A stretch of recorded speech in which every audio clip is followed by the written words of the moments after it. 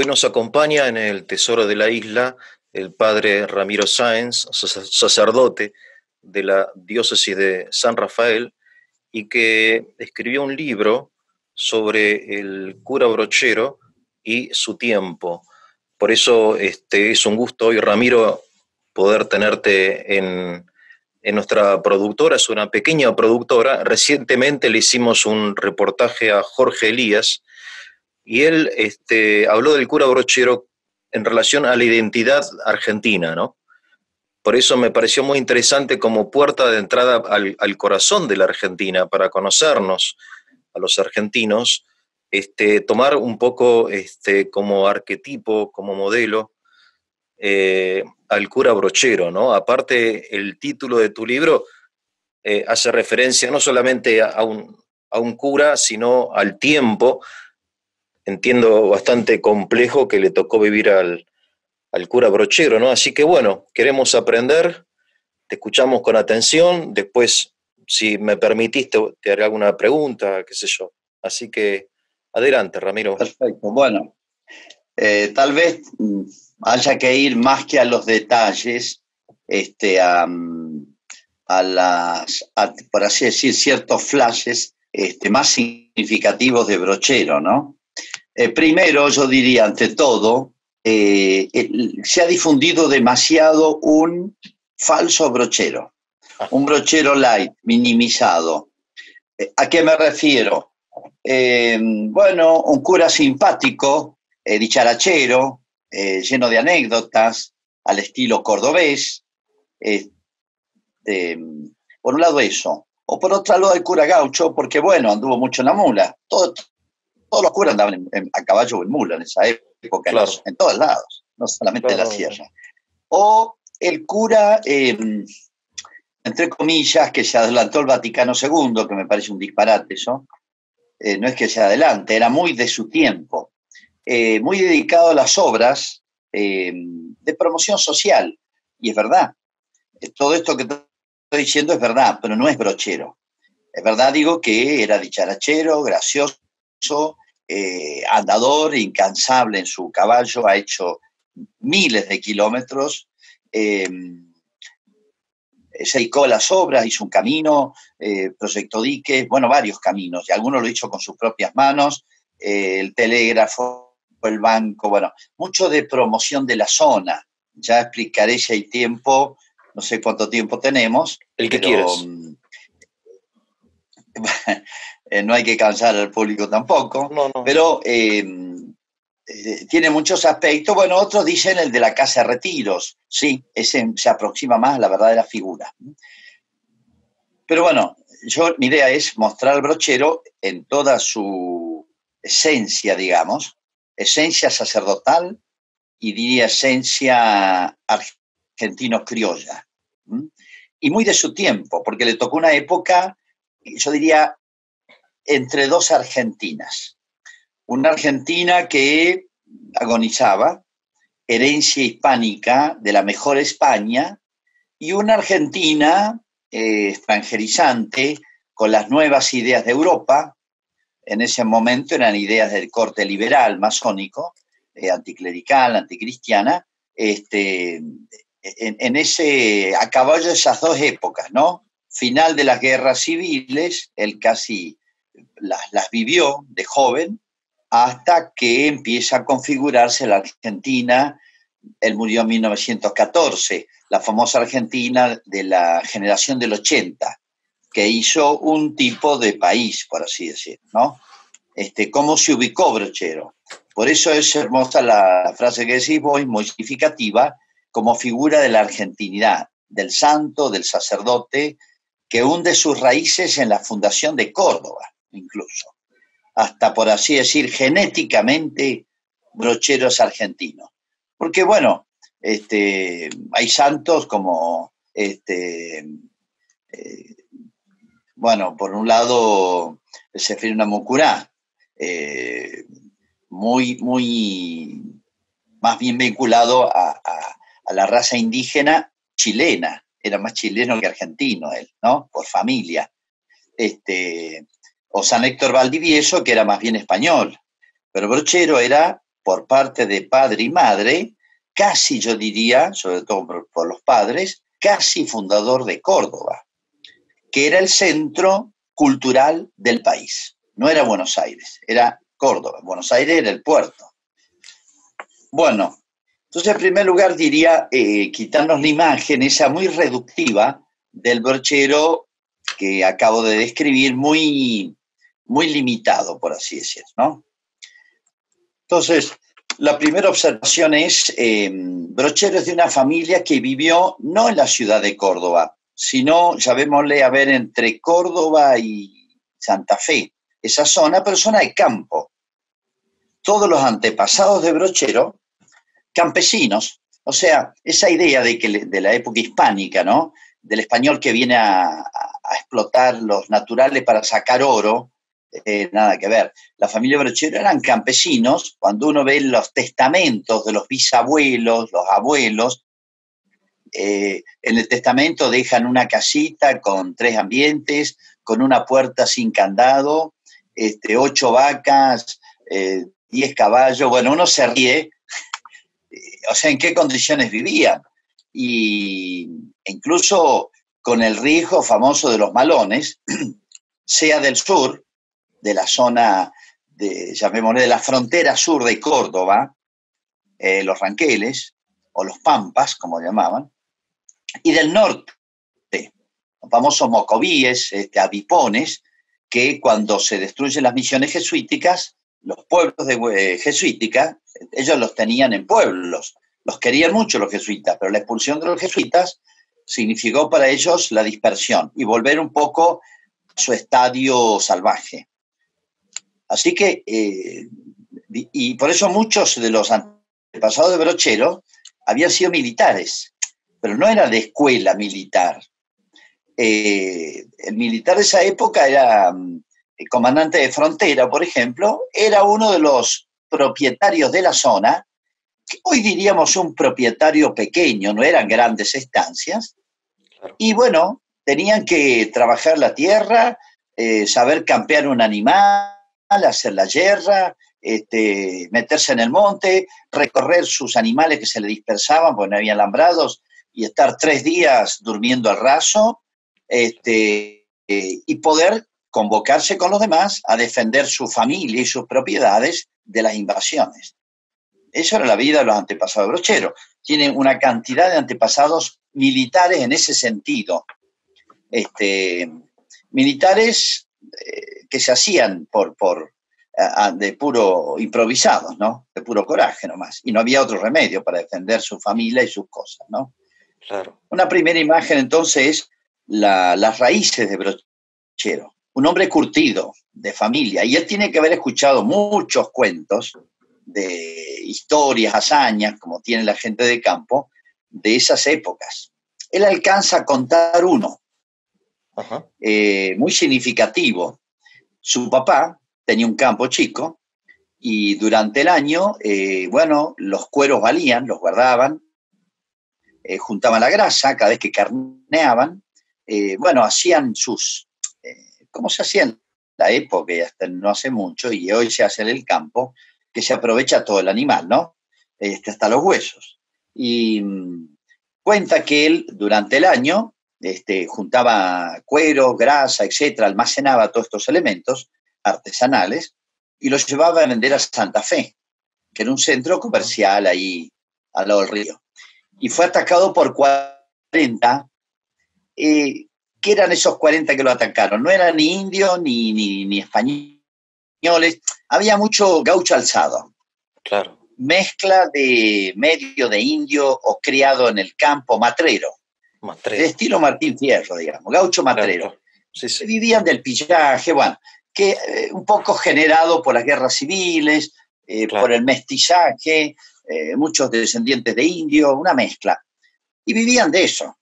Y su papá se enfrenta para defender la tropa de carretas que llevaba todos los productos, se enfrenta contra 40, dice. Él y sus peones, tienen que haber sido 8 o 10, se enfrentan y pelean, dice, por defendernos a nosotros, dice.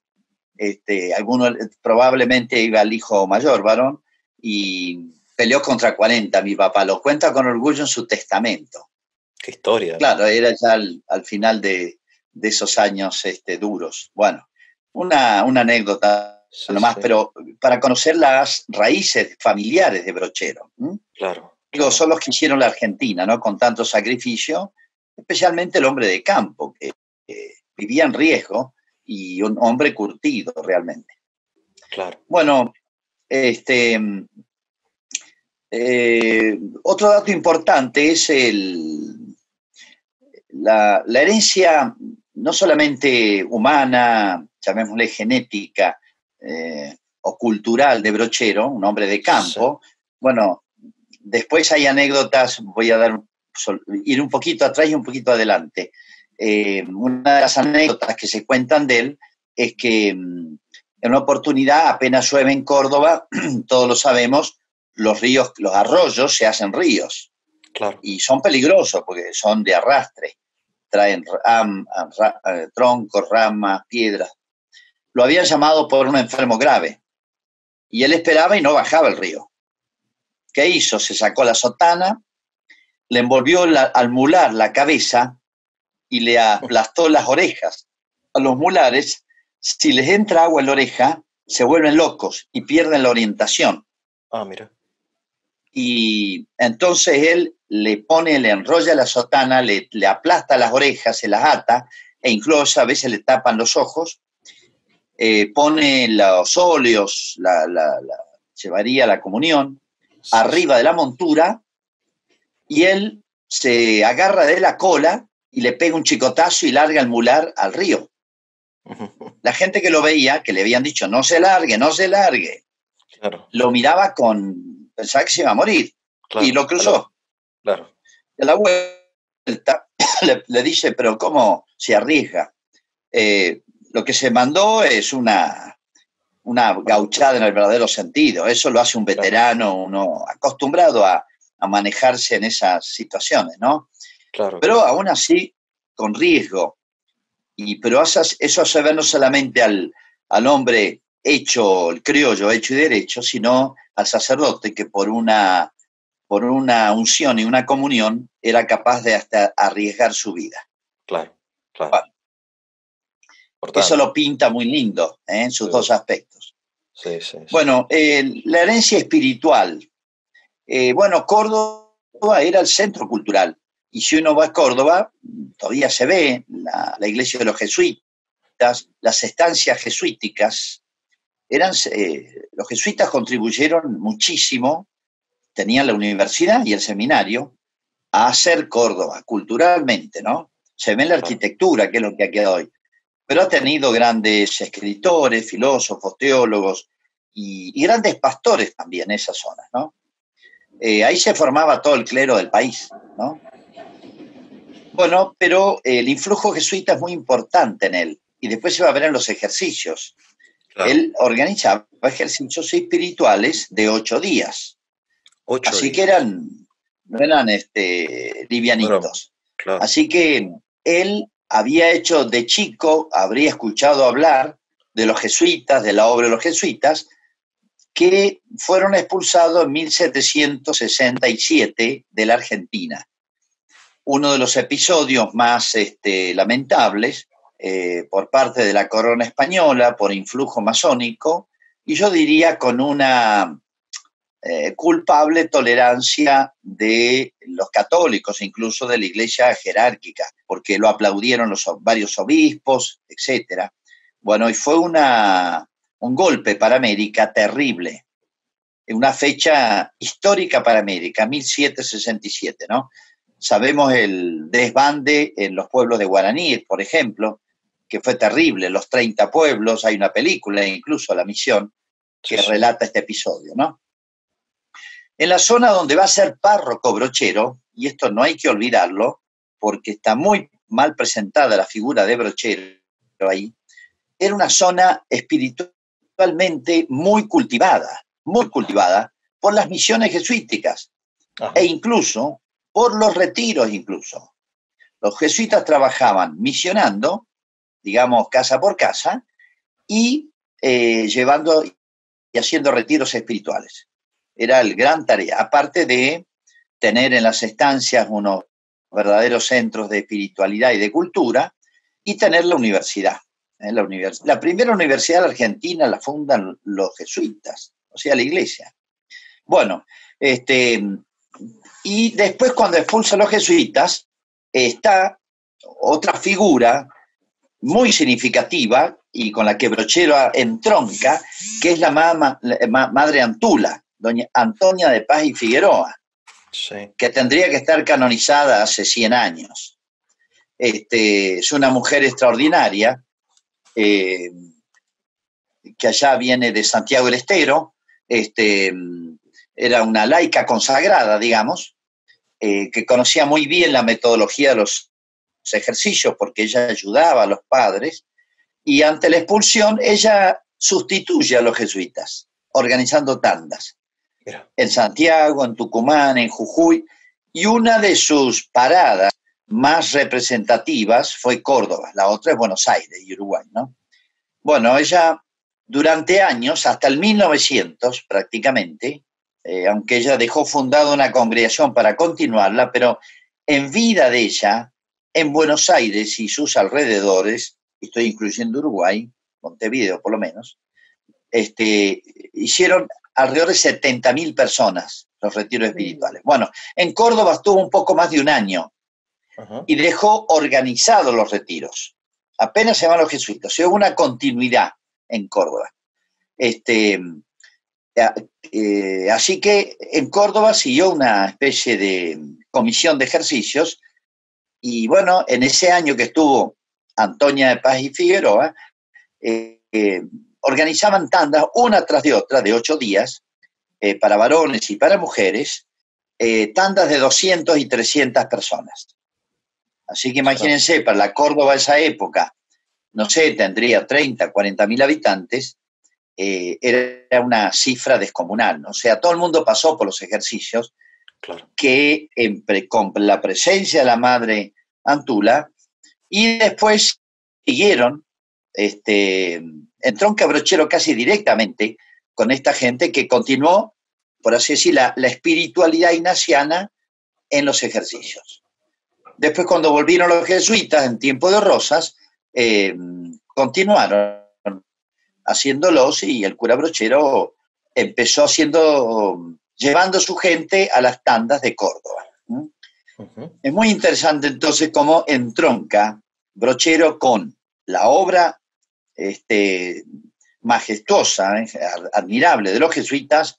La continuación fue la Madre Antula, ese eslabón, y no sé si decir el último, pero el otro gran eslabón es José Gabriel Brochero, que él se dio cuenta de la eficacia de los ejercicios y, por más que él era del clero diocesano, pero hizo una obra maravillosa. O sea, casi toda su obra estuvo concentrada, no solamente, pero muy particularmente en los ejercicios, que él era una obra artesanal de él, ¿no? Una obra porque él asistía a las tandas, cuidaba todos los detalles y demostró una capacidad organizativa admirable, porque él no cobraba nada. Llegó a ser tanda casi de 900 personas. Había que prever corrales, más que corrales, lotes donde dejar los caballos, darles de comer, conseguir pasto y darle de comer durante 8 días a tandas de mínima de 400, 500 de promedio eran. Así que imagínate, todos los días organizar un ejército de ayudantes, tener la comida, y que nada faltara, no se afectara el ritmo del retiro, era una obra. Realmente quien ha organizado una tanda se da cuenta que es una obra extraordinaria, ¿no? Tengo una pregunta, Ramiro, bueno, discúlpame, te hago un par de preguntas, ¿puede ser? Sí, si me interrumpime permitís. porque yo... Sí, sí. No, está realmente hermoso lo que decís, impresionante, pero para la gente que no sabe, ¿qué son los ejercicios? Bueno, San Ignacio de Loyola, ya por el año 1500 y algo, de su época, creo que es uno de los frutos más maduros de la España, la mejor España, la que evangeliza América y le trae su cultura, la España de Isabel la Católica, diría yo, funda la Compañía de Jesús, como todos sabemos, los jesuitas, como se suelen llamar, y pronto creció enormemente y realmente era un ejército, la caballería ligera, lo llamaba San Ignacio, al servicio de la Iglesia. Y uno de los instrumentos apostólicos más importantes que nos legó San Ignacio fue este esquema, yo diría, de ejercicios espirituales, donde una persona se retira, retiros se suelen llamar también, y medita una serie de temas centrados en la vida de Cristo, donde están intercalados ciertos temas, ciertas meditaciones muy propias de San Ignacio y muchas recomendaciones, tanto para el que las da como para el que los hace, de manera que saque mucho fruto. Él lo previó para un mes, con 4 etapas, llamadas semanas.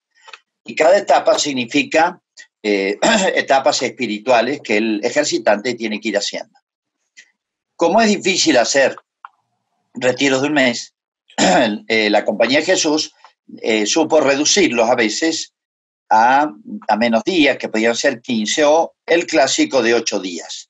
En 8 días, en 2 días cada etapa, más o menos, se organizaba, se comprimía el famoso esquema que nos había legado San Ignacio. Bien. Que es exactamente la misma espiritualidad que le dejó a la Compañía de Jesús. O sea, bueno, no es un retiro espiritual, lo que se llama retiro espiritual. Es un retiro espiritual, una modalidad genial. Una metodología distinta, claro. Una metodología genial. Genial. Ahora te hago otra pregunta. ¿Quiere decir que Brochero convencía a la gente que dejase su rancho, no sé, su ocupación, su huerta, su ganado, sus gallinas, porque el campo hay que atenderlo diariamente, no es una oficina que uno cierra? Te lo digo porque yo organicé retiros muchas veces y la gente me ponía como excusa, no, esto, el gallinero, qué sé yo, bueno. Entonces él lograba convencer a la gente, se la llevaba a todas 900 personas, que es una multitud enorme, a un lugar. Y ahí él predicaba ahí, y la gente se mantenía en silencio, ordenada, hacía todo lo que le decían. Digamos, es impresionante. Si uno lo piensa hoy, es impresionante. Sí. ¿No? Y venía gente hasta del norte de San Luis. Creo que la gran zona de Brochero era tras la sierra. Creo que más o menos lo conocemos porque es una zona más turística de Córdoba. Mina Clavero, sí. La zona de Cura Brochero, Panaolma, hasta, para el sur y para el norte, para el sur hasta Villa Dolores, después pasamos hasta todo el norte, Merlo, toda esa zona de San Luis, Quines, toda esa zona, iban a hacer retiros allá a Villa del Tránsito, que hoy se llama Cura Brochero, ¿no? Hasta el norte, hasta Soto, la famosa, una ciudad, que desde ahí había un camino hacia Córdoba. Desde Soto a Villa Dolores, digamos, era la zona de influencia de él, que trascendía su parroquia, pero es tras la sierra, había que cruzar la sierra. Hoy muy pintoresco la zona. Bueno, hay que hacer una acotación, sí. Creo que es muy importante para ver el público que tenía Brochero en sus ejercicios. Bueno, esa zona había sido muy evangelizada por los jesuitas. Una zona bastante poblada, pero de campesinos, no tenía centros así como podemos ver ahora, ni tenía casi caminos, eran sendas para caballo, de mula nomás. Pero muy poblada de pequeñas propiedades. ¿A qué se dedicaban? Animales, mulares, caballos, vacas, ovejas, chivos, y es buena zona para la fruta, frutas secas, toda la variedad que te imagines, miel, se cultivaba la tierra, huerta, todo lo que pida, porque tenía buena tierra, buena agua. Una zona, se puede decir, próspera para pequeños propietarios, ¿no? La antiquísima población indígena que había ahí, en los primeros siglo y medio, que quedó reducida a muy pocos, no por cuestiones de beligerancia, por combate, sino por las epidemias. Las epidemias en esa época eran terribles, no dejaban Claro. a nadie, así que quedó muy reducida. Pero no hay que olvidar un tema muy importante, ¿no? Esa zona había sido muy castigada en las guerras civiles. Ah, Porque Brochero se ha hecho famoso porque él convirtió a grandes pecadores. Y me sí, sí. explico. Cuando se habla de grandes pecadores, la prensa o a veces la bibliografía actual dice convirtió a, qué sé yo, el famoso gaucho seco, era uno, el más conocido es, y es muy emblemático, este, era una especie de líder de los montoneros, Santos Guayama, Santo Guayana. famoso Santos Guayama. Su obra maestra, es toda una historia, un capítulo aparte, pero no me quiero perder el hilo que quiero afirmar. Cuando llegan las guerras civiles, porque bueno, después de la independencia argentina, empezó el conflicto interno a ver qué modelo de país, qué constitución, qué organización político-social vamos a hacer. Y estaban las dos corrientes. Desde el principio, la saavedrista y la morenista, muy conocida ya en los días de mayo. Después se convierte en unitarios y federales. La gran puja entre unitarios que en general manejaban desde Buenos Aires, pero no era solamente, era Uruguay, era también Córdoba, bueno, unitarios y federales eran dos cosmovisiones, yo diría. Los saavedristas, de alguna manera, se continuaban en los federales. ¿Qué eran los federales? Era un poco la población más bien de cultura tradicional, hispánico, criolla, diría, y los unitarios más preocupados por el desarrollo económico-social, los modelos de esa época para ellos eran Estados Unidos, Francia en las ideas, Inglaterra, una potencia ascendente, y ellos leían mucho esos autores y querían una Argentina hecho con el molde o norteamericano o con inglés, francés, etcétera, de los ideólogos de la ilustración, como se llama, ¿no? Bueno, nosotros conocemos todas las guerras civiles. En un primer momento hay un avance y un triunfo, por así decir, de los unitarios, y sobre todo hay tres unitarios que tuvieron mucho influjo en la zona de Córdoba y tras la sierra. Uno es el general Paz, gobernador de Córdoba, Sí. que venció a Quiroga en 2 batallas, ahí en la zona de Córdoba, y otros dos, después que le volean el caballo al general Paz, que fueron la Madrid y la Valle.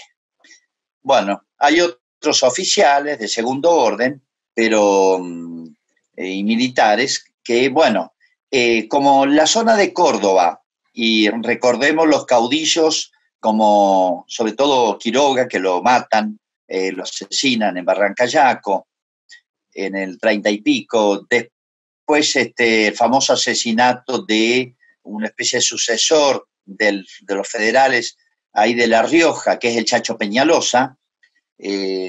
Bueno, por ejemplo, cuando la asesinan al Chacho Peñalosa, Brochero estaba en el seminario, tenía 20 años, por ejemplo, para Claro. más o menos ubicarnos en la época. Sí.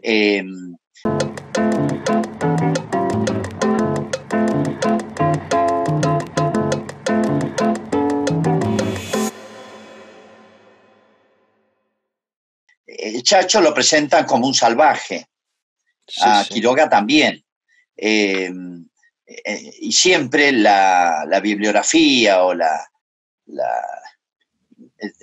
historiografía argentina presenta el Chacho era un gran ejemplar, por así decirlo, de nuestra estirpe, de una nobleza, pero muchos historiadores lo ponen como el hombre más significativo en el sentido hasta moral, no solamente un hombre de mucho coraje y todo, sino un hombre religioso, educado por un tío sacerdote, y fue vilmente asesinado, ¿eh?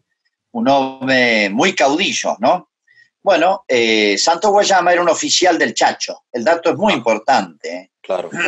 Pero bueno, ¿cómo lo presenta la historiografía? Aún biografías no malas de Brochero. Presentan al Chacho y en general a todos los oficiales y tropas federales como asesinos, salvajes, que hay que educar, porque no se adaptan, no se amoldan a la cultura, a la civilización, al frac, como diría Sarmiento. Es un personaje que influye mucho. Acordate que Sarmiento estaba en San Juan cuando lo matan al Chacho y hizo un festejo, hizo un baile, las orejas del Chacho la pasearon en el baile, bueno, fue una cosa terrible. Bueno, pero cuando el general Paz entra en Córdoba, él pensó que toda la provincia lo iba a aplaudir. Era la idea muy poco realista de los unitarios, muy ideológica. Y resulta que no, hubo problemas todos los días. Nunca pude gobernar, dijo el general Paz. Era buen militar, ¿eh? Pero, y como tras la sierra, era una zona, por así decir, de pequeños propietarios, etcétera, que se resistía a la gente de Paz y a los unitarios, bueno, se hizo una especie de campaña militar, casi diría de exterminio. Fue de los operativos más crueles que hay en la historia de las guerras civiles. Ahí estuvo muy presente la Madrid, el general Pedernera, famoso en San Luis, bueno, y otros oficiales, que hicieron un operativo rastrillo, porque hay que leer las memorias del general Paz, porque dice, tras la sierra es indoblegable. Y lo comparó a la Bandé. Es la Bandé de la Argentina, dice. Entonces, dice eso. Como no podía, hay tanto monte, sierra que... ¿Literalmente dice eso, Ramiro? Lo dice, sí. Lo dice el general Paz y un oficial, un militar muy importante que estuvo con el general Paz, Wenceslao Paunero, lo dice, él también lo dice en las memorias, un muy buen militar, pero muy cruel. Dos de ellos dicen es la Bandé de la Argentina, porque no lograban doblegarla y se levantaba y le mandaba. Entonces, esa zona fue muy duramente castigada por las guerras civiles durante, yo diría, desde las campañas sanmartinianas, que empezaron a convocar los varones para las campañas de independencia, y apenas terminan las campañas de San Martín ya empiezan las guerras civiles. Y en toda esa zona del oeste, bueno, convocaba el Chacho Quiroga primero, después el Chacho Peñalosa, etcétera, los caudillos, y vivieron en guerra. Entonces, ¿qué pasa en tiempos de guerra? Bueno, ya sabemos, se disuelven las familias, se viene abajo la economía, las pasiones, el hombre se envilece en la guerra, entra el alcoholismo, entra el vandalismo, la supervivencia, el hombre se pone malo, saca lo peor de adentro, por así decir. Pero bueno, eso era tras la sierra cuando va a Brochero, una zona aniquilada económicamente, yo diría familiarmente, socialmente, espiritualmente, sin atención espiritual durante más de una generación. Entonces, bueno, muy herida, se puede decir. Te hago una pregunta, Ramiro, te hago una pregunta, discúlpame. Cuando vos hablas de exterminio, ¿estás exagerando? ¿Es una hipérbole? ¿O hubo un exterminio real? Tanto, no. No fue como en Francia con los vandeanos, pero era el que se resiste fusilarlo sin juicio sumarísimo y sin juicio. Fusilen a todo el que se oponga. Así que bueno, era casi un exterminio de toda la resistencia. Acá no habían prisioneros. El Chacho no lo quisieron llevar prisionero. Es más, ya había hecho un tratado de paz el Chacho y lo matan. Porque la orden es muy interesante un texto de Mitre, entre cartas entre Mitre y Sarmiento. Dice, a los que se opongan no se les concede los derechos de un enemigo de guerra, sino de un delincuente. Un enemigo de guerra, o sea, un prisionero de guerra tiene derechos. Sí, claro. Está bien, no opina como yo, fuimos a las piñas, pero bueno, respeto su postura hasta cierto punto. Bueno, pero un delincuente no tiene derechos, necesita una pena. De manera que Mitre dio la idea, que Sarmiento lo puso muy contento, de a todos los opositores, llámense en este caso federales, o la Montonera federal, ya no eran adversarios políticos respetables. Claro. Tanto que se hablaba del respeto a todas las ideas, libertad de pensamiento, estos eran. Mitre dio la idea, de facto, dice, no se los considere adversarios políticos, sino delincuentes. Claro, el mal. Entonces, claro. Ya por ser federal, sos delincuente. Claro. Y tenían pena de muerte. Entonces, si me agarran, me matan. Entonces, uno pasaba a la clandestinidad. Es Martín Fierro. El Martín Fierro es de esta época. Claro. Dice, se escapa Martín Fierro, porque dice, bueno, hay que leer todo el Martín Fierro y entender por qué se va y cómo relata. Yo no tengo lugar en esta nueva Argentina que quieren hacer. Por eso se va a los indios. Tampoco se encuentra a gusto, ahí vuelve. Sí. Pero para entender a Brochero hay que entender el Martín Fierro, sobre todo la ida. Bueno, entonces, justamente, muy interesante el caso de Santos Guayama, porque había peleado 16 años y le habían puesto precio a su cabeza. Entonces él vivía en la clandestinidad. ¿Y de qué vivía? Hacía changas, por así decir, pero escondidas, o, como era en esa época, encontrabas una vaca y la carneaba, porque él convocaba hasta 300 personas. Pero después de la muerte del Chacho, con el cual él tuvo 16 años, un gran hombre, y después con Felipe Varela, unos años nomás, él quedó solo, con un grupo de seguidores que tenían pena de muerte. Entonces, no podía aparecer en público. Pero no es que fuera un asesino, un ladrón y un borracho. Es muy interesante porque Brochero lo busca, lo encuentra en el monte, en el medio del monte riojano, se pasa no sé cuántos días buscándolo y se quedan con él como un mes y le quiere conseguir el indulto. Pero Guayama le dice, mire, me van a matar. Y Brochero dice, yo le consigo el indulto. Y fíjate un detalle de Guayama, a quien pintan como un asesino, un ladrón y un borracho. Le dice, tengo un problema, tengo pena de muerte. Bueno, yo le consigo el indulto. Y le dice esto, tengo una deuda, como si te dijera hoy, debo 100.000 pesos, porque pedí prestado para mantener a mi gente. Ajá. Y la quiero devolver. Y Brochero le dice, yo te consigo la plata. Fíjate, ese era Guayama. El ladrón, el asesino. Claro. Hoy, mira, ojalá hoy tuviéramos Guayama. Claro, por lo menos devuelven la plata. Mirá, tengo una deuda, quiero devolverla. ¿Y de qué voy a vivir si perdí todo? Y Brochero le dice, tengo un amigo que te va a dar 200 hectáreas de campo y no me acuerdo cuántas vacas para que arranques de nuevo. Porque primero le propone conseguirle grado militar y sueldo militar. Y Guayama le contesta esto, llevo 16 años que vivo armado con este cuchillo y este trabuco porque me buscan para matarme. No quiero seguir esta vida. Yo no es mi vida. Yo quiero una vida pacífica. Y entonces Brochero le consigue un campo y vacas.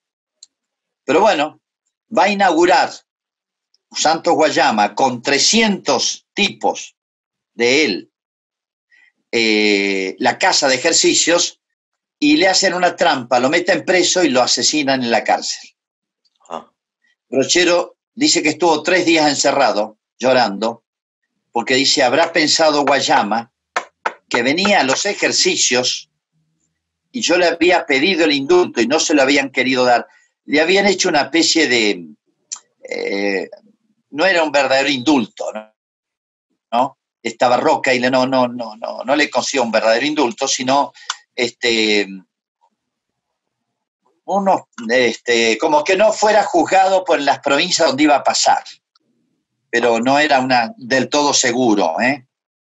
Así que bueno, de todas maneras no pudo hacer el retiro. Y venía con 300, lo esperaba Brochero con 300 hombres. Iba a ser una cosa fantástica, ¿no? Bueno, pero es muy emblemático Guayama, porque había otros caudillos menores que vivían en la clandestinidad y, entre comillas, cuatreros, porque vivían o de changas o de lo que encontraban. La guerra los había obligado a esa vida clandestina, por así decir. Porque si aparecían los mataban, los fusilaban.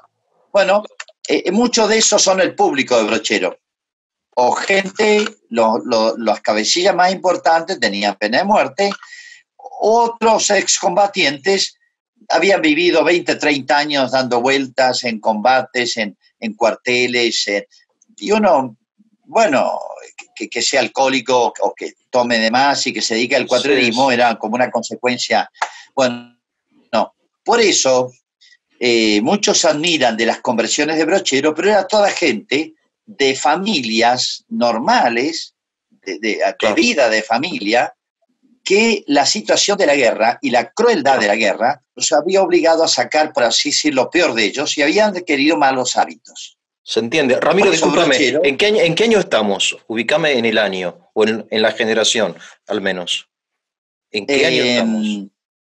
Él empieza su obra en el 1848, 50, por ahí. Sí. Su gran obra es por ahí. Y lo de Guayama también es por esa... Perdón, él nace en 1840, ¿no? Y a los 28 años más o menos, pero ponerle a los 30, empieza su gran obra. En el año 70. En el 75 inauguró la Casa de Ejercicios. Claro, tiene que ser después de Caseros todo esto, obviamente, sí. Claro, 1875, exactamente. Ahora, una pregunta, Ramiro. Guayama, ¿por qué va a hacer los ejercicios si no tiene el indulto? ¿O Brochero le dice que tiene y no lo tiene? Bueno, tenía el pedido del indulto. Según dicen, esto es un tema que no está del todo aclarado. Sí. Él tenía el pedido, porque dice, si quiere el indulto, que lo solicite. Y él, con la solicitud del indulto, creía que el Brochero dice, mira, dalo por hecho. Y él, con la solicitud del indulto, ya se expuso. Claro. En el sentido, él se dedicaba a hacer changa. En esa época se hacían muchos arreos. Claro. Llevar hacienda gorda, invernada, de un lado para otro. Entonces esas son las changas que él hacía. Bueno, y va a hacer una de estas changas, pero con la solicitud del indulto. Claro. Y le hace una trampa, lo meten preso. Claro. Pero el indulto no lo tenía en realidad. Claro. Le habían dicho, no se exponga porque, espere un poquito. Se arriesgó. Se arriesgó un poco, sí, pero de todas maneras no le tuvieron paciencia, lo metieron preso y en la cárcel lo matan, ¿no? Era un poco lo que querían, ¿no? Claro. Eso se ve en las dos mentalidades. Brochero quería recuperar esa gente y la recuperó, la dignificó. Entonces, todos esos casos, el famoso gaucho seco, tiene episodios muy lindos de gente... Son argentinos caídos en desgracia por causa política. Exactamente. No son criminales, sí, son federales después de Caseros. Exactamente, exactamente. Claro, se entiende. Sí. Para las mentalidades de Sarmiento, los sarmientistas, que pesaba mucho de esta época, es el Facundo, por ejemplo. Si uno lee el Facundo, inspira odio a todo, ahí no toca el tema del indio, sino al criollo, al gaucho. Para él todos son salvajes e irrecuperables. Irrecuperables.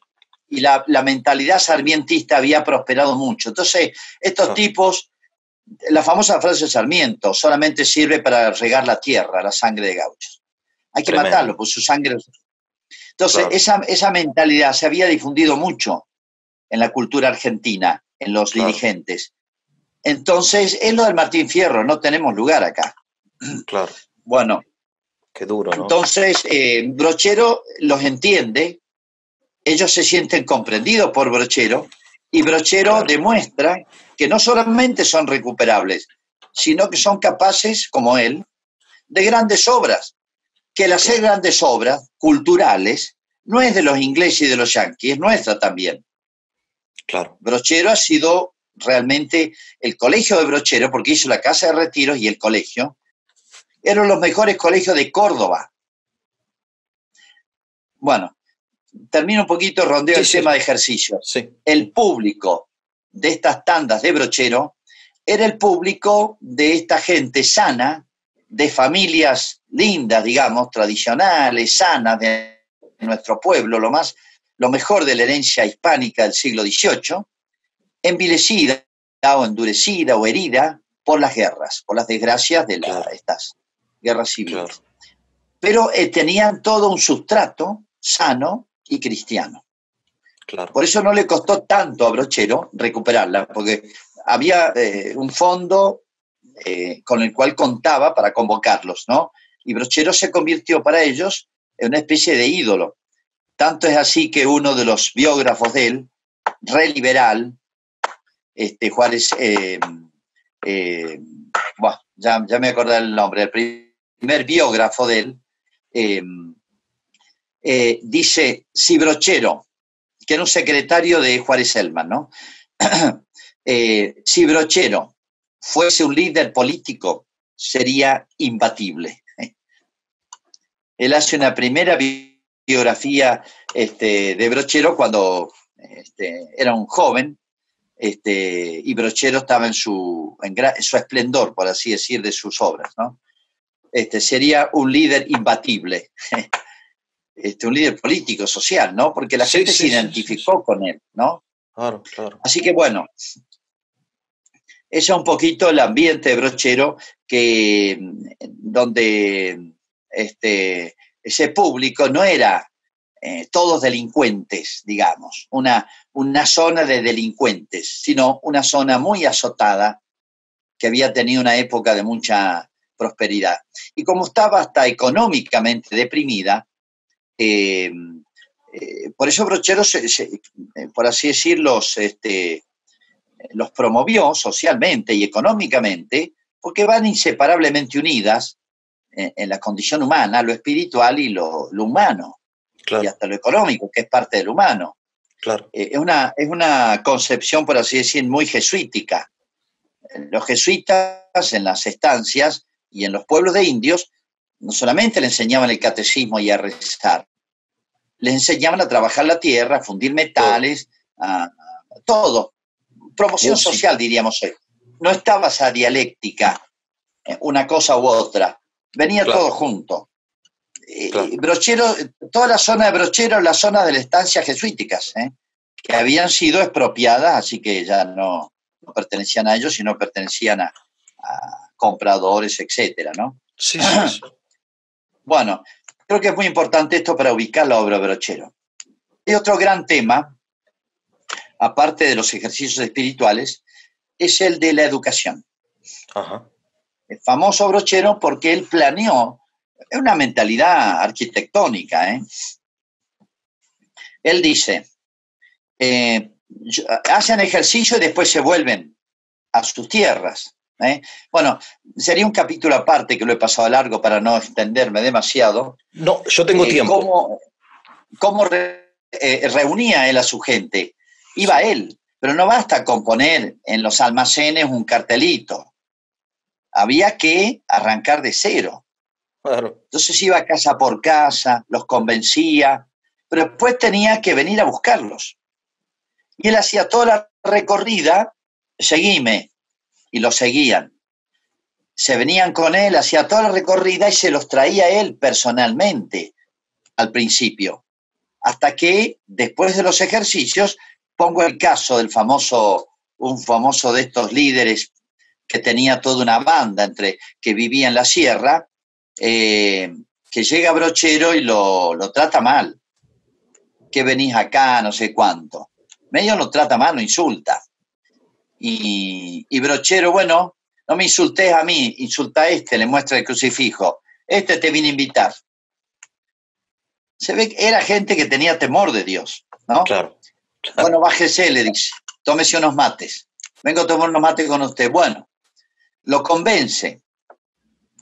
Va a los retiros y bueno, está contada la conversión de él cuando al final de la primera semana, que rompe a llorar y bueno, realmente un hombre que se convierte no es un salvaje, es un tipo que tiene un sustrato cristiano y ha llevado una mala vida. Claro. Pero ese sustrato aparece, Claro. Esa raíz no está perdida. Bueno, se va y le dice a Brochero cuando se despide, ¿puedo volver el año que viene con mi gente? Ajá. Al año siguiente le trajo toda por así decirlo, la banda de él, los amigos de él, que vivían en el monte, eran matreros. Claro. Y después venían todos los años. La consigna de Brochero, todos los años ejercicios. Bueno, me hiciste una pregunta y te la respondo ahora. Él tenía su época para los retiros, que era la época en que no estaban ni la siembra ni las cosechas.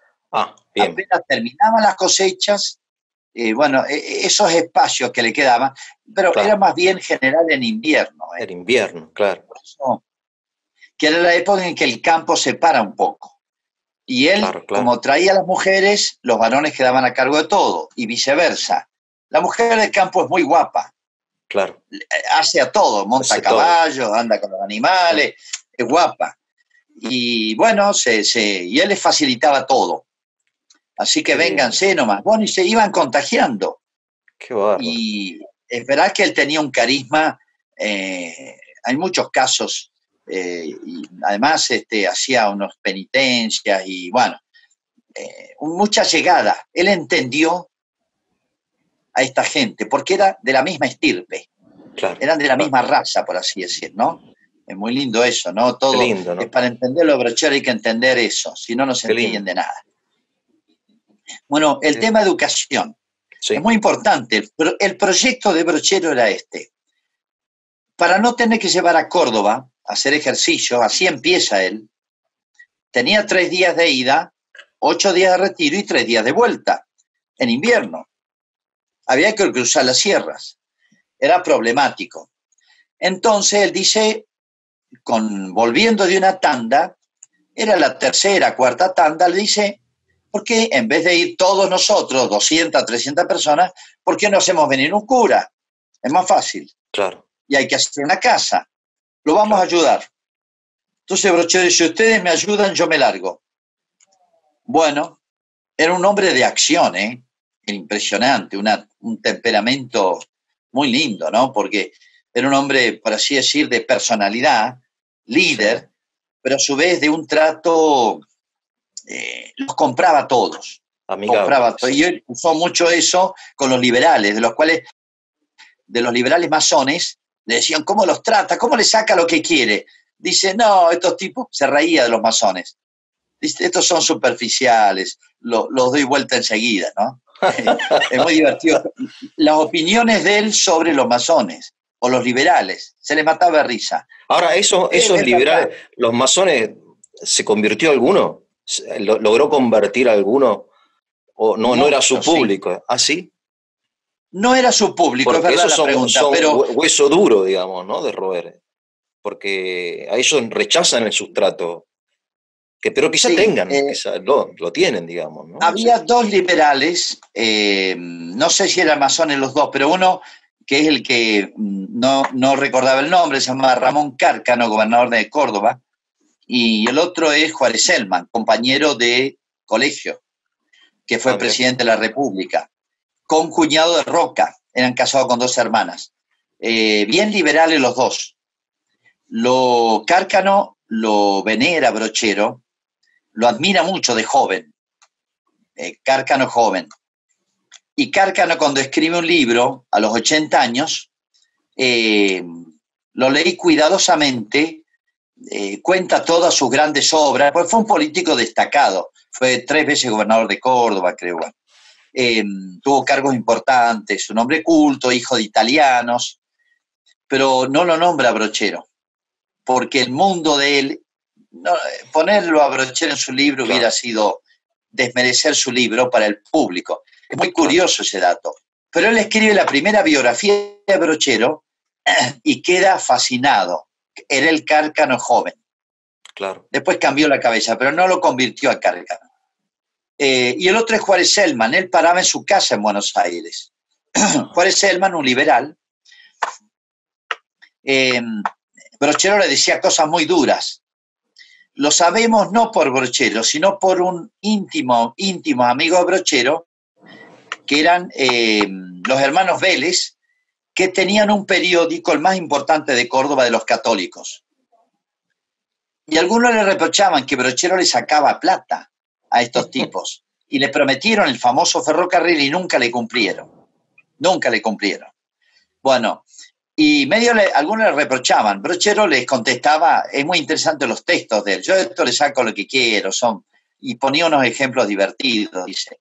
Bueno, pero dice, son como los caballos que le haces un poco, que no les podés poner la montura, dice, les acariciás un poco el lomo y los ensillás y haces lo que querés con él después. Bueno, él siempre con sus comparaciones. Sí, sí. Tuvo un caso de por así decirlo, un liberal menor, que fue una masón, tenía un periódico ahí en Villa Dolores. Hay bastantes datos de la conversión de este hombre. Y dice, el día que yo me muera quiero que Brochero me asista. Y era un anticlerical terrible. Claro. Y Brochero lo cambia él. Es de los casos más conocidos así pero los de más alto nivel no estaban en su zona. Claro. Juárez Selman lo escuchaba es como Herodes con Juan Bautista. Dice, lo escuchaba con gusto y hasta se aconsejaba con él. Pero Herodes no perdió sus mañas. Claro. Y bueno, Juárez Selman tampoco. Él se manejaba en otro nivel, con Europa, con los grandes liberales de la época. Pero influyó mucho, y sobre todo la esposa de Juárez Selman, ¿no? Claro. Pero lo tiene que haber influido mucho, más allá de lo que sabemos, ¿no? Y los hermanos Vélez cuentan, dice, ojo, Brochero les dice a estos liberales, tenía mucha parresía, en el sentido, se sentía muy libre, y si Brochero le podía decir lo que quería, y lo respetaban, porque era Brochero. Claro. Así que dice, Brochero aprovecha ese, decían los hermanos Vélez, y les canta lo que quiere, les canta a las 40, como decían. Un personaje, claro. Había un periódico de un tipo muy anticlerical en Córdoba, se llamaba La Carcajada. Come curas, anticlerical a muerte. Y al único que respetaban era Brochero. Claro. Porque era tan popular Brochero. Nadie se podía meter con Brochero porque era muy popular, ¿no? Claro. Bueno, uno de los grandes temas de esta onda nueva, liberal, era la educación. Está esa famosa frase, educar al soberano, ¿no? Sí. De Alberdi. Bueno, el tema de la educación, viste, lo vinculan a Sarmiento. Bueno, en realidad, los mejores educadores han sido los jesuitas y la iglesia, los salesianos, bueno. Pero ha pasado la historia que los grandes educadores son los de sarmientistas, como si hubieran inventado la educación. Bueno, tema aparte. Sí. Brochero, fíjate el proyecto Brochero.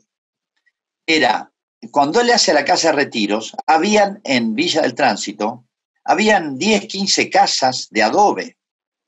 Cuando uno va a la casa de ejercicio que está hoy, hay que imaginarla sin la población. Enorme. Así que era una especie, en el desierto, una casa que admiraba a la gente. Claro. Una cosa fantástica, bueno. Fantástica, ¿no? Bueno, el proyecto de él dice, bueno, hago la casa y doy retiro, pero ¿qué pasa? La gente hace retiro una vez al año y se va a 100 kilómetros, no la veo. Claro. No pueden venir a misa. Él les insistía mucho en el rosario de familia, etc. Bueno, entonces tengo que educar a las mujeres porque la mujer en el hogar es el alma del hogar y puede conservar la fe y las buenas costumbres. Bien. Entonces dice, voy a hacer un colegio interno para chicas. Y hace el colegio.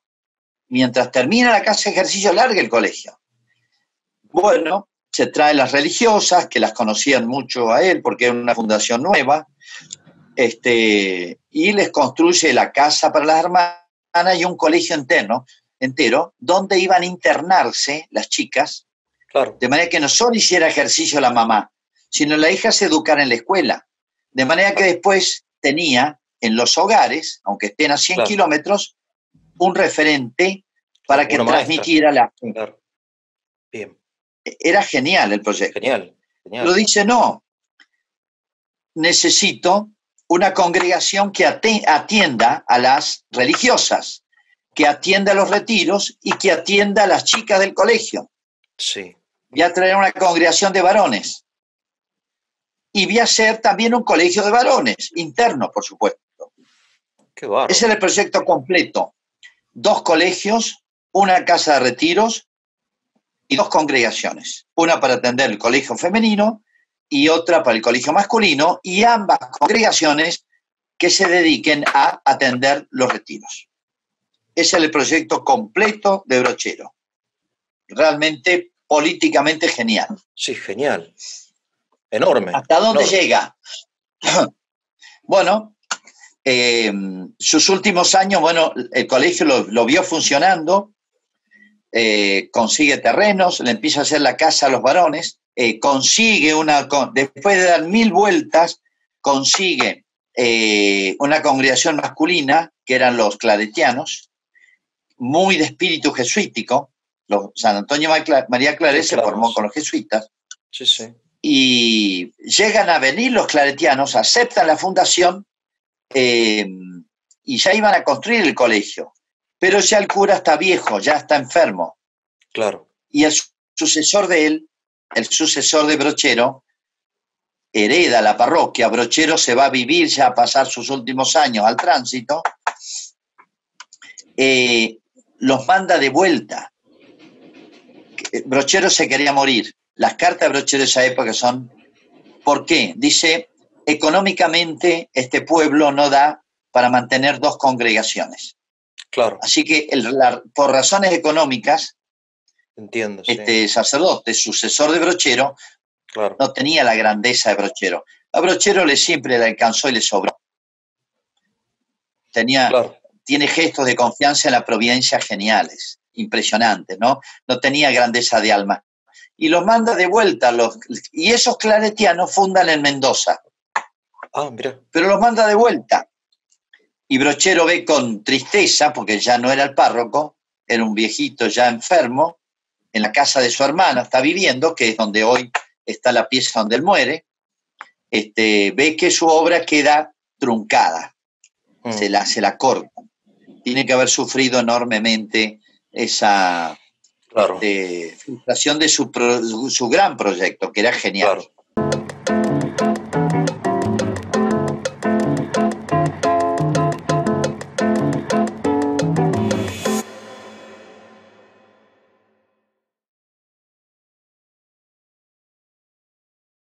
¿Cuál era la relación con la jerarquía eclesiástica de Brochero? Bueno, él tuvo por así decir, una serie de grandes obispos. Tal vez el más significativo, que ya tendría que estar canonizado, es el famoso Fray Mamerto Esquiú, que visitó su parroquia. Es una época, por así decir, de esplendor de la iglesia cordobesa. Nacen varias congregaciones religiosas, grandes obispos, todos criollos.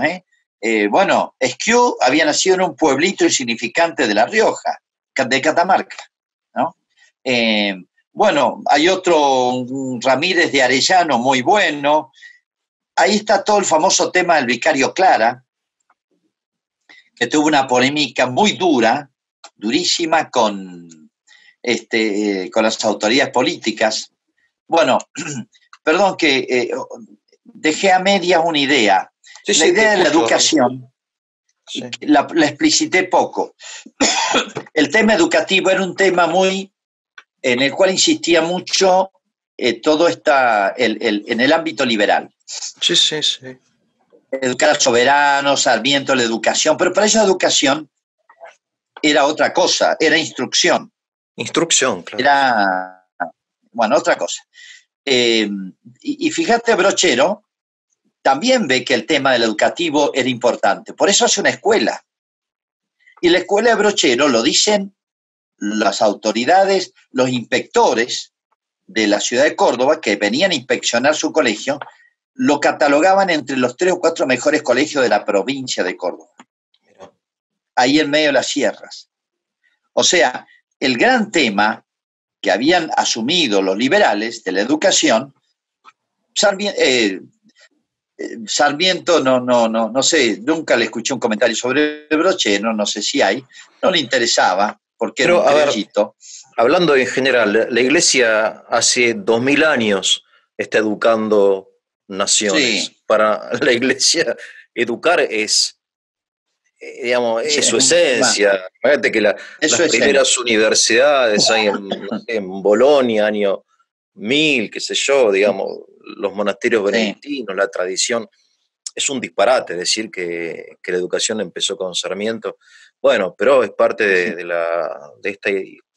Pero, claro. Y ahora, Brochero estaba solo, o tenía un cura al lado, tenía un teniente, tenía... Bueno, ese es otro, está bueno, ese es todo otro tema. Brochero pronto se da cuenta que en la medida en que él crecía su casa de retiros y el tema de los retiros, no daba abasto para atender espiritualmente la perseverancia, seguir la gente, ¿no?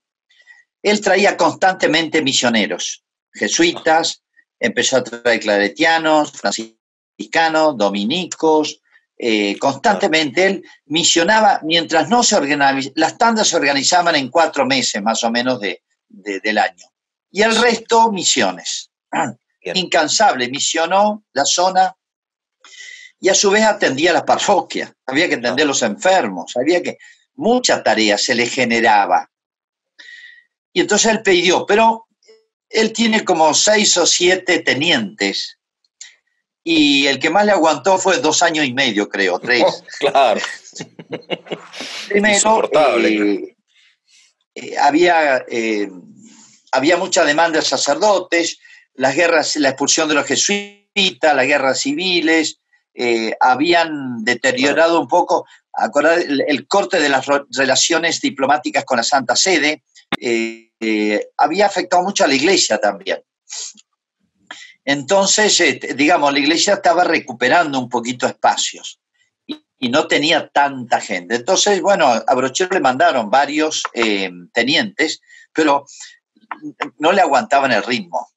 Claro, se entiende. Claro. Le duraban 1 año y medio, 2, y bueno, tuvo varios tenientes que lo acompañaron, lo admiraban, pero sí. ¿Quién le seguía el ritmo a Brochero? Ni a Brochero viejo siquiera, ¿no? Hay varias anécdotas donde, porque por ahí hay un enfermo que está 2 días de caballo, andando a caballo de acá. Había que montar a caballo y irse 2 días y volver. No era ir a la esquina en auto. Claro. Bueno, Brochero estaba acostumbrado. Y hasta viejito lo hizo. En un par de ocasiones hay anécdotas donde están registradas, que empezaron a discutir, te toca a vos, decía un cura, no, te toca a vos. Que Brochero calladito fue, montó en la mula y se fue. El santo. Déjemelo a mí. Un santo. Y otra vez que tenía como unas llagas en los glúteos de tanto andar a caballo, y bueno, se hizo prácticamente casi subir, y fue a atender a un enfermo porque no había quien lo atendiera, pero estaba a 5 o 6 horas de caballo, ¿no? Bueno, tiene casos heroicos. ¿Por qué él usaba una mula y no un caballo? Está bueno. Usó también caballos. Usaba caballos. Tenía un amigo que tenía caballos de carrera, que está en Panaolma, y dice que al único que se los prestaba era Brochero. Porque cuando Brochero tenía que ir a ayudar en misiones, en fiestas patronales, en confirmaciones o en las visitas pastorales, en esa época las visitas pastorales de los obispos, el obispo iba con 6 o 7 curas, se quedaba un mes Y era una verdadera misión. Casamiento, bautismo, confirmación, catequesis de adultos, de todo era. Entonces se juntaban los curas de la zona a ayudar. Y como eran zonas a veces donde estaban las capillas, pequeños núcleos urbanos, habían caminos, camino de mula, camino de herradura que llamaban. Claro. Entonces, había un amigo que le prestaba los caballos de carrera, que eran caballos lindos, solo a brochero. Y en esos lugares iba con caballos. Claro. Pero fueron famosos un par de mulas que sobre todo en una mala cara que la tuvo años, porque la mula es muy andadora, claro, tiene un tranco largo, Ah. Es muy segura. Claro. Por más que él tuvo muchísimas rodadas, hasta se quebró una pierna. Claro, una vez, porque hay mucha cornisa, ¿no? Son sierras. Bueno, claro. Y es muy guapa la mula en la sierra, en la piedra, muy segura, en los ríos, en los arroyos. Me ha tocado cruzar un arroyo, una mula, que no me llevó el río porque iba una mula. Ajá. Pero podría hasta de contar los detalles que hizo la mula y me salvó la vida a mí. Mirá. Y ahí me di cuenta, el caballo se atonta. Claro, claro. Me llevaba al río y la mula paró en la mitad del río, el río le pasaba la panza arriba del agua. Sí. Abrió bien las cuatro patas, temblaba la mula y yo más que la mula. Abrió las cuatro patas, temblaba la mula y el río bramaba. Claro. Respiró fuerte y arrancó. Mira. Así que, sea por los arroyos, las sierras, el tranco incansable, muy bueno el mular. Claro, me imagino, es difícil imaginarse aquel tiempo cuando un cura tenía que andar 2 días a caballo para visitar a un enfermo y dormir en la intemperie y te duelen todos los huesos y bajo la lluvia. Y este hombre, imagínate ahí. Sacrificio, ¿no? Sacrificio. Mucho. No, por más que estuviera habituado, pero había que andar. ¿No? Era realmente su ministerio era sacrificado. Además, estar en todo. En la cabeza tenía que tener todo, una cosa. Bueno, se cuentan muchos hechos, no solamente heroicos, sino providenciales. Bueno, cuento uno. Lo llaman para un enfermo. Él dejaba todo y se iba. Nos llaman para un enfermo y todos eran a distancia, era un día a caballo, horas y horas, ¿no? Y él tenía como 40 obreros trabajando y les tenía que proveer la comida. Él dice, yo les doy la comida y ellos ofrecían su mano de obra. Conseguía plata para los materiales. Así que era una manera mixta de trabajar ahí, de levantarle la casa a retiros. Sí. Y en un día que él tenía que salir a conseguir un animal, resulta que lo llaman temprano por un enfermo y se va. Y se va y se deja, no previó el almuerzo. Y bueno, en el camino dice, bueno, que San José me dé una mano. Vuelve de noche, tarde, preocupado y dice, ¿qué comieron? Y le dicen, uy, padre, gracias por lo que nos mandó. ¿Cómo que le mandó? Sí, apenas se fue usted, llegó un hombre con una vaquillona, con unas damajuanas de vino, pan casero, dijo, esto se los manda el cura. Mirá. Así que ahí nomás carnearon la vaquillona, tuvieron vino, pan, carne de sobra, y nunca se supo, y en esas zonas todos se conocen, nunca se supo quién lo mandó. Claro. Episodio simpático, sí. Claro. Sí. Contame, Ramiro, de las cartas de Brochero. ¿Se conservan las cartas? ¿Y cuál es el contenido o el destinatario de las cartas? Está bueno, sí. Por favor, sí. Bueno, sobre el tema de las cartas hay algo muy interesante. La primera vez que se hace el intento de la causa de Brochero, se encontraron 16 cartas. La mayoría de poca trascendencia. Se introdujo muy mal la primera vez el proceso, por eso se estancó, gracias a Dios. Después se retomó el proceso, como en el año 80 y pico ha sido, un sacerdote muy bueno, de Córdoba, y hizo un llamado por todos los medios a que todos los que tuvieran algo oral, de transmisión oral, de tradición, o escrito de brochero, que lo presentara. Se hizo un buen rastreo en los diarios de la época, y gracias a Dios está publicado todo lo referente a brochero en todos los diarios de Córdoba y del país de esa época, en un volumen. Yo lo he usado mucho como fuentes, porque brochero iba a la prensa, católica sobre todo, informaba todo. Las cartas de él las publicaba en la prensa, le publicaban todo a brochero. Claro. Así que esos son autógrafos de él. Por otro lado, se encontraron más de 500 cartas que las habían guardado, sobre todo un sacerdote, que lo valoró mucho brochero y había muerto hace poco. Él había empezado a juntar todo y lo había guardado. Y ese fondo, por así decir, ese archivo privado, se lo entregaron al nuevo postulador. Así que fue un material que cambió totalmente la biografía de Brochero. Claro. Hay más de 500 cartas y está editada en un volumen de la Conferencia Episcopal. Cartas de Brochero.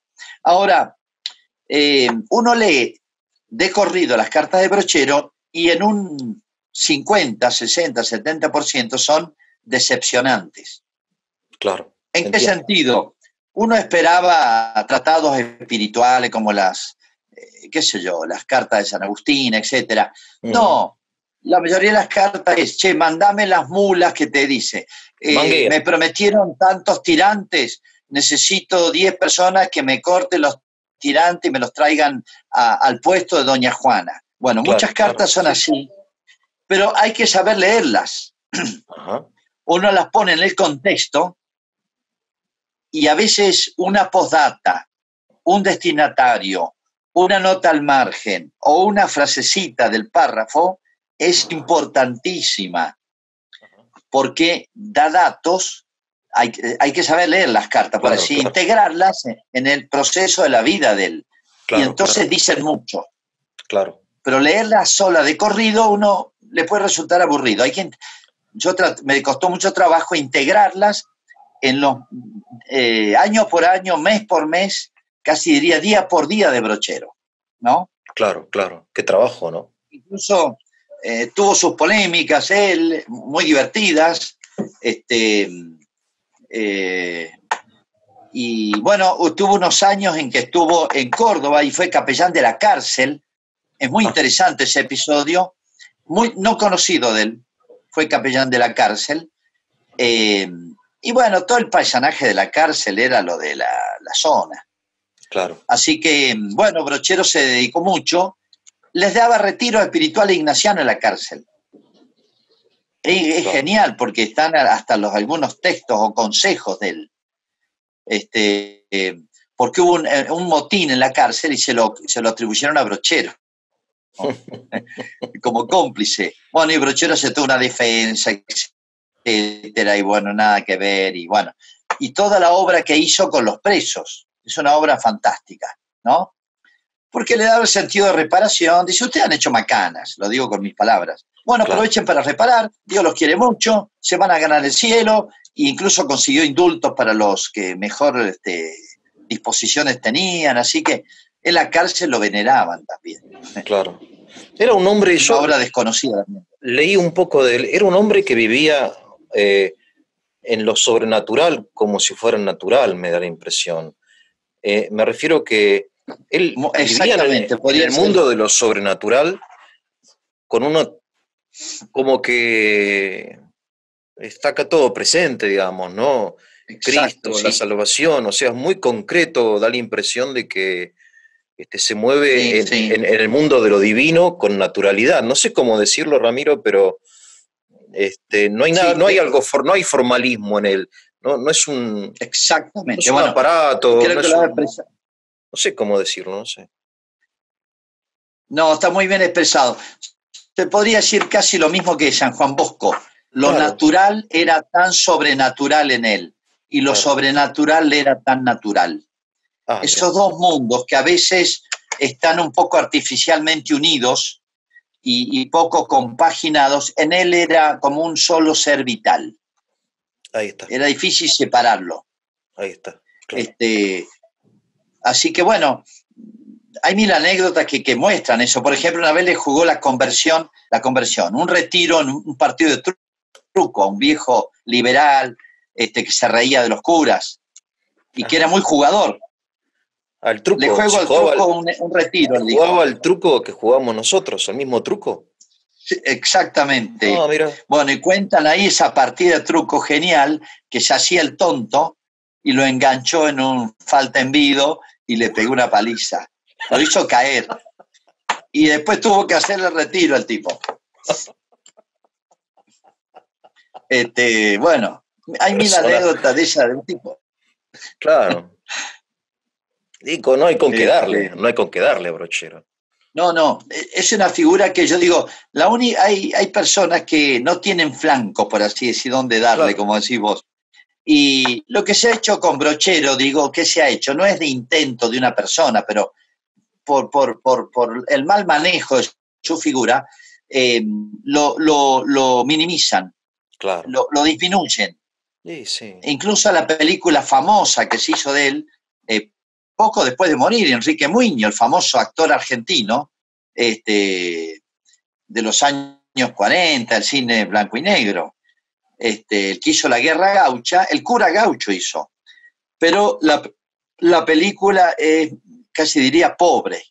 Claro. No, le falta mucho ahí del verdadero Brochero. Es un gigante. Para mí Claro, y Brochero porque es un gigante. es un gigante, aparte la santidad es algo que uno, digamos, no la entiende del todo. Tiene que, por eso Sí, cuando hacen una película de Hollywood o sobre un santo, te das cuenta que le queda chico exacto, exacto.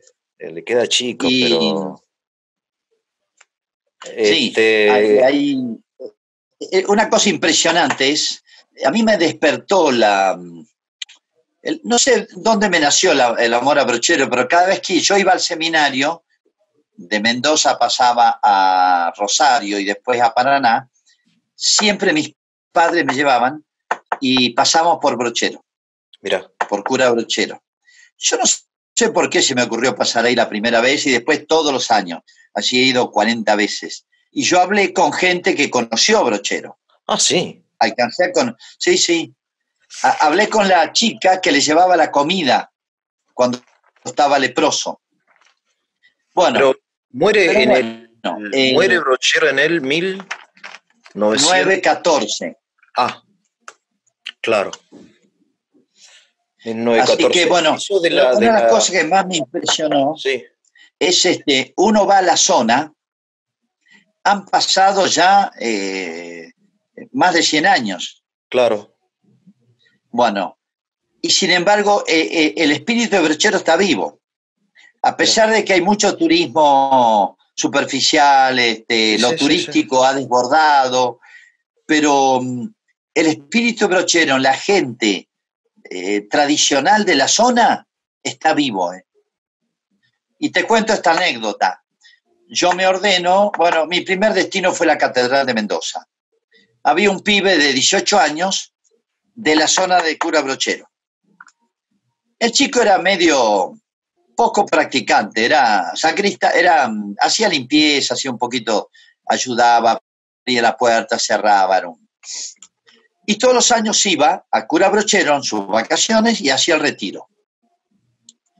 Volvía, comulgaba 3 o 4 veces y después ya Claro. tal vez rezaría de noche. Entonces yo me llamó la atención esa cierta desproporción, ¿no? Y le digo, ¿y por qué haces todos los años retiro? Y dice, porque a mi abuelo se lo recomendó Brochero. Impresionante. Brochero le decía, me hace el retiro todos los años. Este era Claro, nieto y todavía tenía la herencia. Bueno, uno que es cura sabe lo que le cuesta evangelizar, dejar marca, huella, en el alma. Claro. Sí, sí, sí, Y cuando se pasa 1, 2 generaciones y está vivo, uno dice, detrás de aquí hay algo grande, ¿no? Claro. Por los efectos espirituales se conoce la causa, ¿no? Claro. Comentame un poco acerca de veces, Sí, te escucho, no. No, digo que en ese ropaje, por así decir, desaliñado, vos sabés que una de las objeciones, esto lo dice un obispo, ¿por qué se demoró la introducción de la causa de Brochero? Lo dice un obispo. Dice, porque nos daba un cierto pudor presentar en Roma la causa de un hombre tan desaliñado, desprolijo. Porque, claro, montado en una mula, sin demasiadas etiquetas, no era un hombre de salón, ni de conferencia, ni de libros. Era un hombre... Ahora, eso es una joda, lo dijo en joda el obispo ese, o sea, un chiste. Textualmente, dice, mierda, como que lo digo con mis palabras, que me daba pudor, pero dice, no nos parecía adecuado, lo pone con palabras elegantes, pero les parecía poco prolijo presentar la figura de Brochero. A mí me encanta esa desprolijidad de Brochero, esa, no sé cómo decir, esa sotana rajada, raída, de tanto estar sentado en la mula y soportar lluvia, vientos, porque hay un alma grande detrás de una figura. Es más, dice que era feo. Y es orejón, tiene unas orejas importantes, digamos.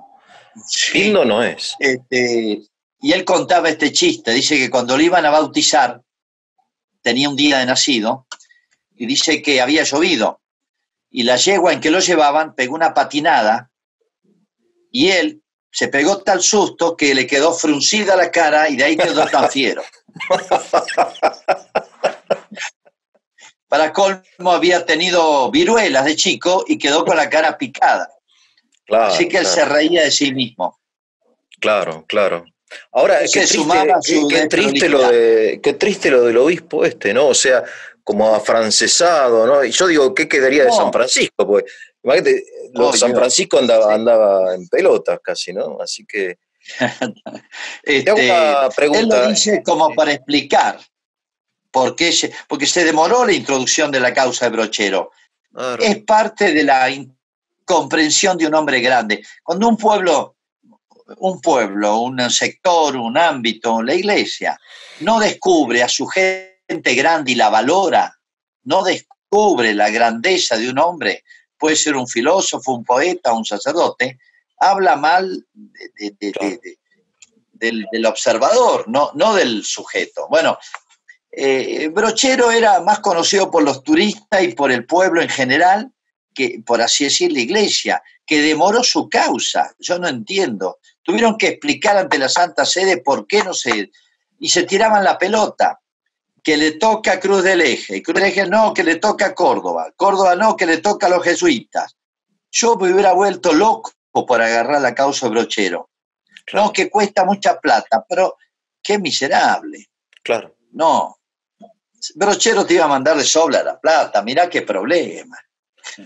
Así que, bueno. Bueno, eso son partes tristes de la causa. Sí. Te propongo, puede ser que dentro de 15 días más o menos te llame de nuevo y hacemos una segunda parte. Me gustaría hablar un poco de la lepra, de la muerte, un poco del espíritu brocheriano. Cuando vos tengas tiempo, nos comunicamos y lo hacemos, ¿eh? ¿Te parece bien? Sí, la muerte de esta, hay muchos datos textuales del que estuvo cerca de él, así que... Por eso, pero podríamos decir algunos rasgos de su personalidad. Bueno, gracias, Ramiro. Te mando un abrazo.